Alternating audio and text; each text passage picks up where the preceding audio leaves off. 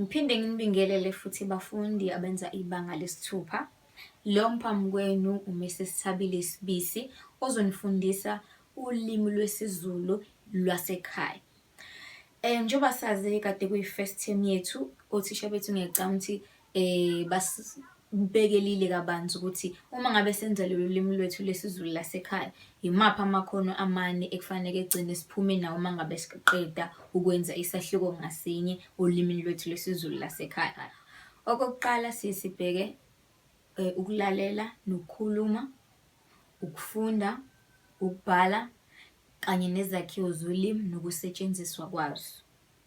Namhlanje-ke ngizofuna sibuke umsebenzi wesigaba sesibili okuwu-term 2 ku-week 1 and 2 ukuthi yini elindelekile ukuthi siyenze thina kwisonto 1 nakwisonto 2.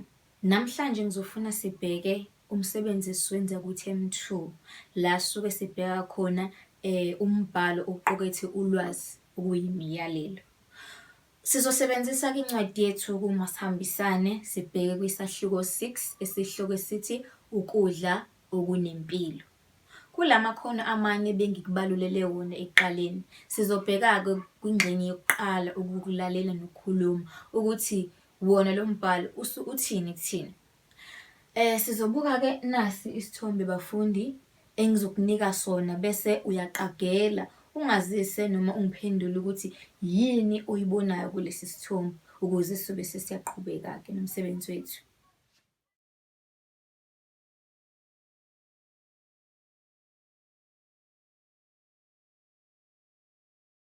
Bafundi, ngabe obani laba esibabona lana esithombeni sethu?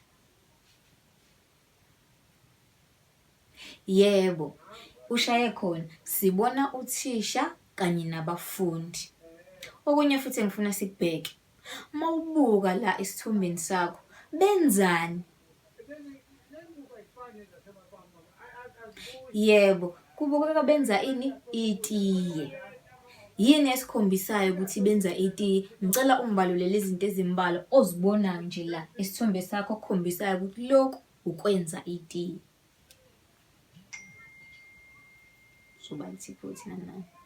Yebo, izinto esizibonayo la sibona inkomishi, sibona iketela, nanguthisha wethu laphayana uyathela kwi-teapot lakhe, sibona inkomishi, sibona namasoso, sibona ne-tray. Sekuyasicacela ukuthi la kwenziwa ini? Itiye. Ake sibheke ukuthi yini imibhalo eyalelayo. Sizogxila kakhulu kumbhalo oyiresiphi. Yini-ke iresiphi bafundi? Iresiphi imiyalelo, kanti imiyalelo inkulumo etshela umuntu ukuthi enzeni futhi anze kanjani. Le nkulumo ingashiwo ngomlomo noma ibhalwe phansi. Akufuneki ibe yinde kakhulu, kufanele ibekwe kucace kulo onikezwayo. Imiyalelo nayo inesakhiwo-ke bafundi njengayo yonke eminye imibhalo. Ake ngenze isibonelo. Uma ubhala imiyalelo yokupheka ukudla, kufanele ibe naloko okulandelayo. Isihloko esiveza ozokupheka. Okunye futhi kufanele futhi kuvele ukuthi yiziphi izinto ozozidinga. Ake silalele imiyalelo yokwenza itiye sisizwe ulwazi lolu okade siluchaza njengamanje. Sizobe sesiphendula imibuzo yethu. Isihloko sithi imiyalelo yokwenza itiye. Ake sibheke-ke kwizithako. Amanzi abilisiwe, izinkambi esizisebenzisayo, ubisi oluketshezi noma ubisi oluyimpuphu, ushukela. Izitsha ozozidinga, inkomishi, i-teaspoon. Indlela yokwenza-ke bafundi, ake silalele ukuthi silenza kanjani itiye leli lethu. Thela inkomishi eyodwa nohafu eketeleni. Linda abile. Faka isikhwanyana esisodwa setiye noma inkambi enkomishini. Thela amanzi abilayo enkomishini enesikhwama setiye, ungaligcwalisi ukuze kusale isikhala sokufaka ubisi noshukela. Sikhiphe isikhwama setiye uma selishube ngokwanele. Faka ubisi oluketshezi noma ithispuni lobisi oluyimpuphu. Faka amathispuni 2 ashukela, noma uma ngabe ufuna ungaphezulu uzokwengeza ngethispuni elilodwa. Goqoza uhlanganise izithako zakho. Usungaliphuza-ke itiye lakho nesinkwa esinsundu noma nekhekhe olibhakile. Emva kokuthi sesilalelile imiyalelo yokwenza itiye, ake sibheke nansi imibuzo. Umbuzo wokuqala abafundi uthi, yini imiyalelo? Ake nginike ithuba lokuthi ucabange bese uyaphendula.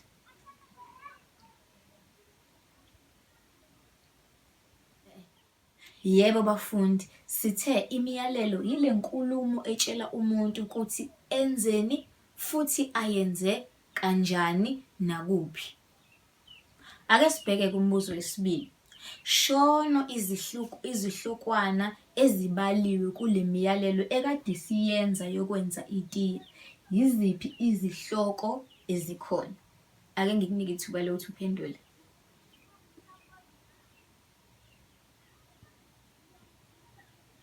Yebo, siba nesihloko phezulu esisitshelayo ukuthi yini eyenziwayo. Njengala kade senza iresiphi yokwenza itiye. Okwesibili, siyadinga ukusibona futhi isihlokwana esithi izithako ukuze sazi ukuthi yini esiyidingayo uma ngabe sokwenza itiye lethu.